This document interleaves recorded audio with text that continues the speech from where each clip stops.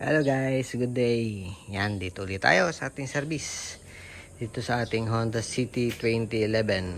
Subukan natin guys magpalit ng ball joints nito.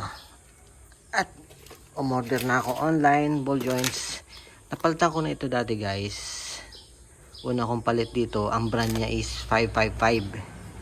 Nagtagal din naman, siguro mga 6 years ago. Malubak kasi dito sa amin.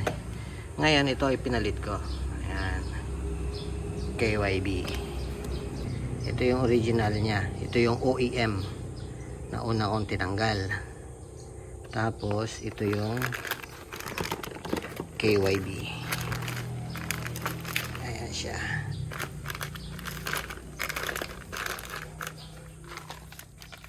Ayan. Mamaya tanggalin natin sa plastic. Ito pala yung price niya guys, 1,115. Ayan. Ayan yung price niya.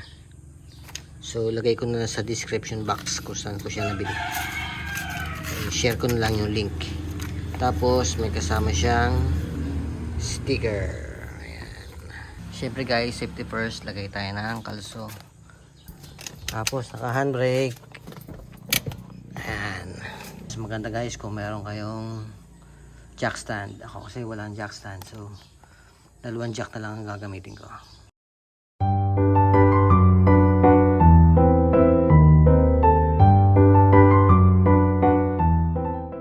Lagyan natin ang kamay natin sa alas 3 at alas 9. Kalugin natin. Yun na. Lakas na.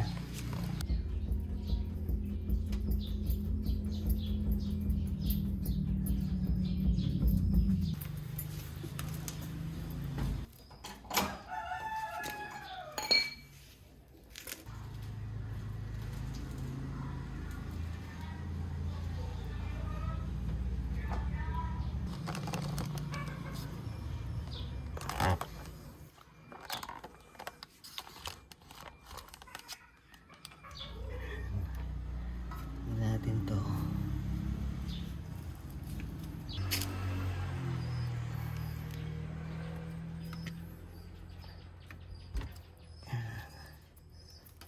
Natin yung pin.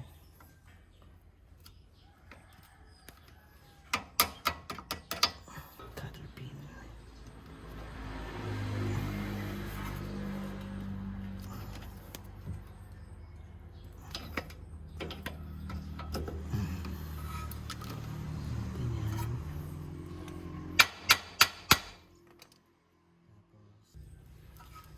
Ayan. 19 mm. Ayan. Counterclockwise.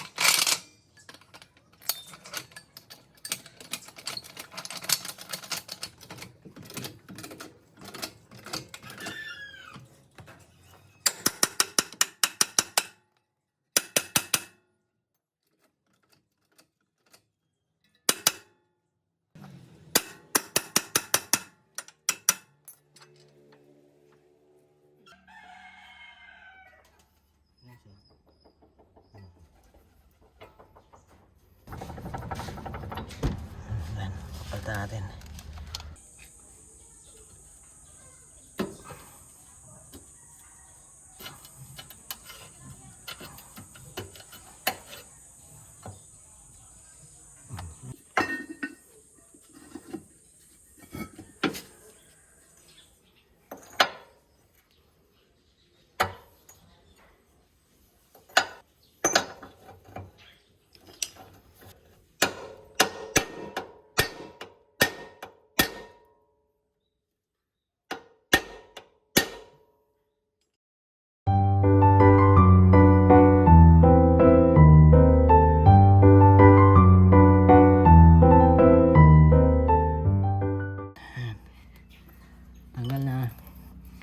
wala tayong penetrating fluid, kaya ginawa ko na lang ay brake fluid. Binabaran ko ng brake fluid. Ayan. Tapos ayan. Parehas naman guys.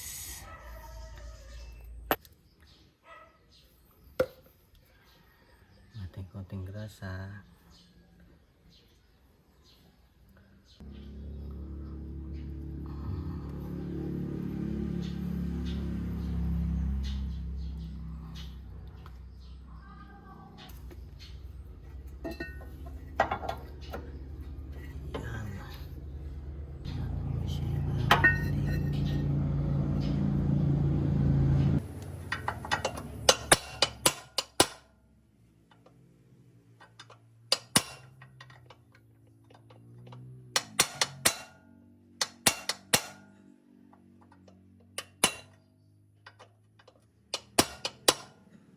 Yan guys, hindi ko maibaon.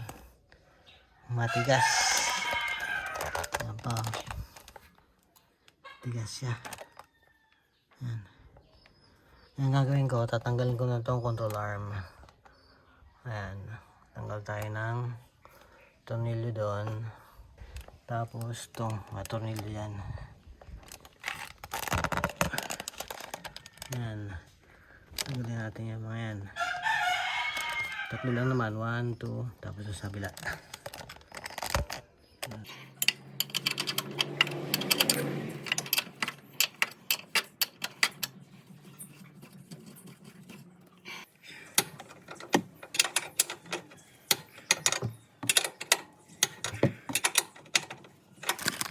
Ayan guys, control arm. Tinanggal na lang natin yung control arm. Hindi natin ma-press yung ball joint.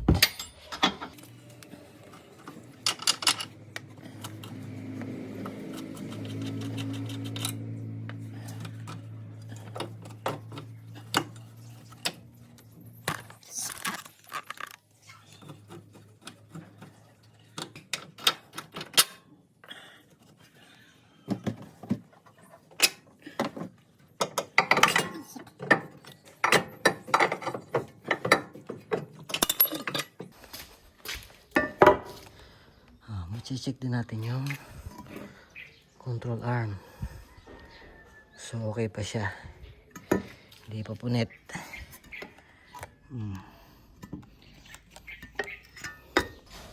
Ayan, tapos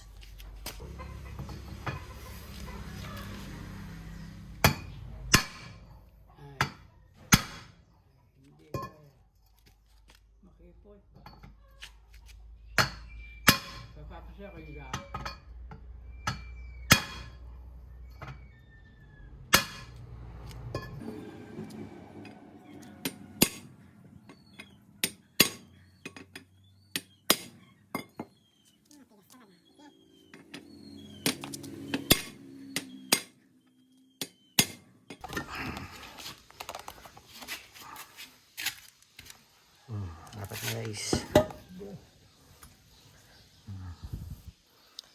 Yes. Tingnan natin yung lock niya.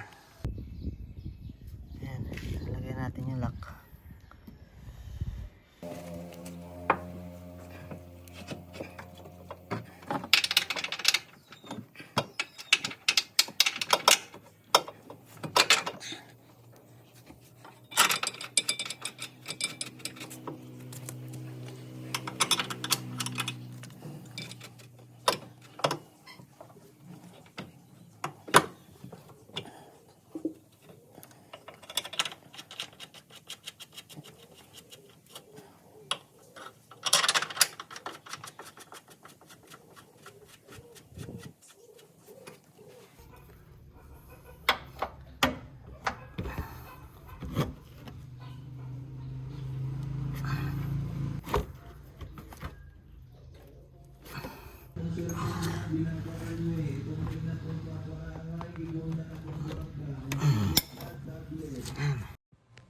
Ay guys, ito kinakabit na natin yung control arm. I-connect na natin sa knuckle. Pero mas mainam guys, sa bago natin i-connect sa knuckle ay naikabit na natin yung rubber dust cover ng ball joints para madaling ikabit. Pag nandiyan na kasi medyo mahirap na ikabit yan.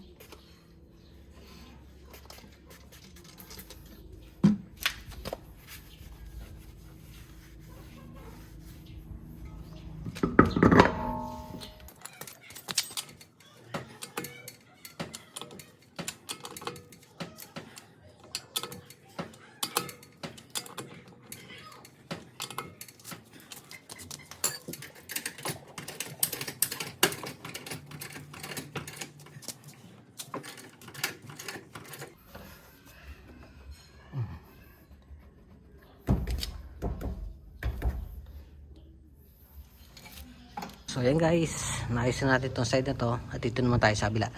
Pero hindi ko napapakita dito sa kabila. Kasi kung ano nang ginawa natin to sa kabila, parehas lang din naman dyan. So yan. Medyo may pagkakamali ako. Mas maganda guys, para isang trabaho na lang. Ang dapat na gawin ay dito sa side na to, ang gagawin ko ay tanggalin natin yung control arm para mas madaling tanggalin ang ball joints, tapos kabit yung takip, and then salpak. Yun. Yan, hanggang dito lang muli guys. Sana may natutunan kayo kahit papaano magpapalit ng ball joints ng ating Honda City 2009 to 2012. Ewan ko yung mga latest na model, kung parehas lang ba sila o magkaiba. Ayan, pero halos pare-parehas lang naman guys ang procedure yan. Ayan, nilagay natin ay KYB. So, tingnan natin kung gaano siya katagal. So, yun. Hanggang dito lang muli. Maraming salamat and God bless.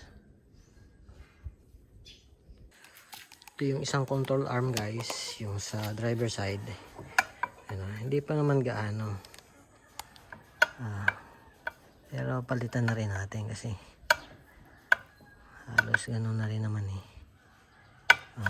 Medyo may okay pa siya. Ano kaya? Palitan na rin natin.